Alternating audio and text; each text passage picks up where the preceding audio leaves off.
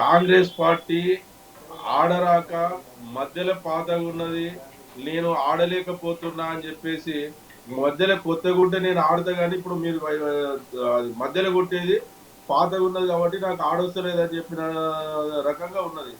అసలు వీరు కనీసం తెలంగాణ పాపం అన్న శివకుమార్ అన్న చాలా సీనియర్ నాయకుడు, అన్ని రకాలుగా తెలుసు, ఆయన నికర్సైన కాంగ్రెస్ వాది, అయినా కూడా ఈ విధంగా మాట్లాడుతున్నారంటే ప్రజలు ఆశ్చర్యపోతారు. అన్న మీలాంటి వాళ్ళు హైకమాండ్ కు చెప్పాల్సిన అవసరం ఉంది.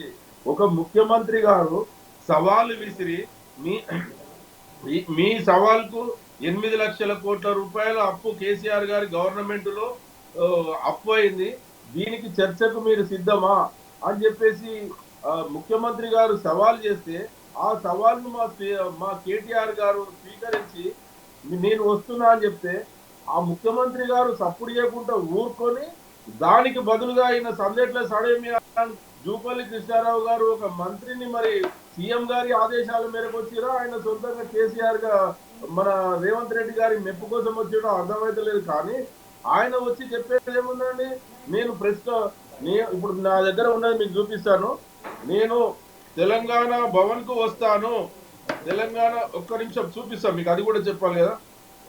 యాదగిరి నేను ఆ మాట చెప్పిన జూపల్లి కృష్ణారావు టిఆర్ఎస్ భవన్ కు వస్తా అని చెప్పిండు, అది వాస్తవము.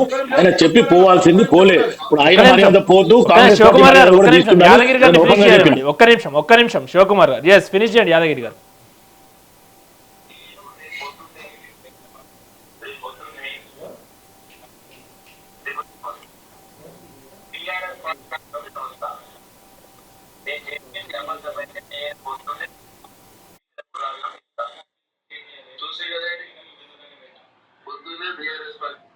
సార్ చక్రధర్ గారు విన్నారా ఏం చెప్పిండు? నేను రేపు పొద్దున 11 గంటలకు మీ బీఆర్ఎస్ పార్టీ భవన్కు వస్తా, మీరు నిజంగా బీఆర్ఎస్ ప్రభుత్వంలో జరిగిన అవినీతిని మొత్తం మీకు చూపిస్తాను, మీరు లెక్కలు మొత్తం చూపిస్తా అని చెప్తే మా హరీష్ రావు గారు, కేటీఆర్ గారు, హరీష్ రావు గారు అక్కడ ఆయన కాన్ఫరెన్స్ లో ఉన్న పర్యటనలు మొత్తం రద్దు చేసుకొని మరి జూపల్లి గారి కోసం స్వాగతం పలకడం కోసం శాల్వాతోటి సన్మానం చేసి ప్రజలకు ప్రెస్ ముందట నిజంగా బీఆర్ఎస్ పార్టీ అప్పులు ఎన్ని చేసిందో అవి చూపించడం కోసం, స్వాగతం పలకడం కోసం వాళ్ళు ఎదురు చూస్తుంటే, లేదు లేదు మేము బీఆర్ఎస్ భవన్ కాదు, మేము గన్ పార్క్ దగ్గర ఉన్నామని చెప్పేసి జూపల్లి గారేమో గాంధీ భవన్ లో దాచుకున్నారు, ఇంకో 3 మంత్రులు మాత్రం సీఎం గారి ఆదేశాల మేరకు గన్ పార్క్ వచ్చారు.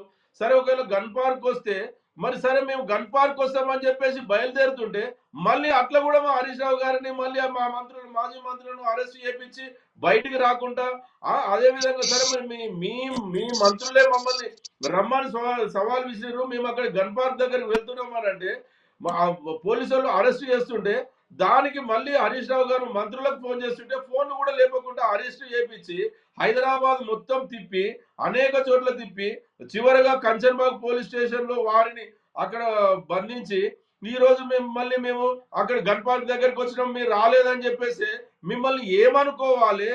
అసలు మీరేమైనా చిన్నపిల్లలా పెద్దోళ్ళ? ఒక క్యాబినెట్ మంత్రులు అంటే తెలంగాణ రాష్ట్ర ముఖ్యమంత్రి అంటే ఆ మాటకు కట్టుబడి మీరు సెల్ఫ్ గోల్ అయ్యారు కాంగ్రెస్ పార్టీ మంత్రులు, ముఖ్యమంత్రి. ఇంకా మళ్ళీ వాళ్ళు నవ్విపోతురు కాక నాకేంది సిగ్గన్నట్టు మేము వస్తున్నాము మా సవాల్కు స్వీకరించకుండా అంటే మేము భవన్ కు వస్తామని చెప్పేది మీ మంత్రులే, సవాల్ విసిరింది మీ ముఖ్యమంత్రి గారే, ఆ సవాల్ను స్వీకరించింది మా నాయకులే. అక్కడికి మేము అంటే యాదగిరి గారు తర్వాత మేమే మీరు ఉన్నకాడికి ఒక్క నిమిషం యాదగిరి గారు, అంటే గన్ పార్క్ నుండి మంత్రులు వెళ్ళిపోయిన తర్వాత మీరు అక్కడ బీఆర్ఎస్ భవన్ వద్ద హడావిడి చేశారు, అక్కడ హంగామా చేశారు అని కూడా అంటున్నారు. మరి ఏమన్నా మీరే చెప్పండి, మీ కాంగ్రెస్ నాయకులు చెప్పండి, తెలంగాణ ప్రజలు చెప్తారు. మీరు ఇచ్చిన సవాల్ యాదగిరి గారు నేను చెప్పింది వినిపిస్తుందా? చెప్పండి మళ్ళీ చెప్పండి. గన్ పార్క్ వద్ద నుండి మంత్రులు వెళ్ళిపోయిన తర్వాత బీఆర్ఎస్ భవన్ వద్ద హంగామా స్టార్ట్ అయింది అని అంటున్నారు అధికార పక్ష పార్టీ. ఎందుకంటే మేము అక్కడ కూర్చున్నదా సేపు మీరు రాలేదు, మేము అక్కడ నుంచి వెళ్ళిపోయిన తర్వాత మీరు అక్కడ వస్తున్నాము అది ఇది అని కూడా హడావిడి చేశారు తప్ప ఇందులో ఎక్కడ కూడా చర్చకు సిద్ధమన్నట్లు ఇక్కడ కనిపించలేదు అంటున్నారు. కాంగ్రెస్ వాళ్ళకు కన్నున్న కబోదులు అండి వాళ్ళకు పిల్లి అంటే కన్ను మూసుకొని పాలు తాగుతుందంట సార్, పిల్లి కన్ను మూసుకొని సమాజం చూస్తలేదని చెప్పేసి పాలు తాగుతారంట, కానీ సమాజానికి తెలుస్తుంది కాంగ్రెస్ వాళ్ళు పిల్లిలాగా కన్ను మూసుకొని పాలు తాగినట్టు ఈ మీలాంటి మీడియా సంస్థలు లేవా? మీడియా లేదా? వారు 11 గంటలకు అని చెప్పేసి జూపల్లి గారు సవాల్ విసిరితే 10 గంటల నుంచే తెలంగాణ భవన్కి వస్తున్నా, నేను అక్కడనే రాజీనామా చేస్తా, నేను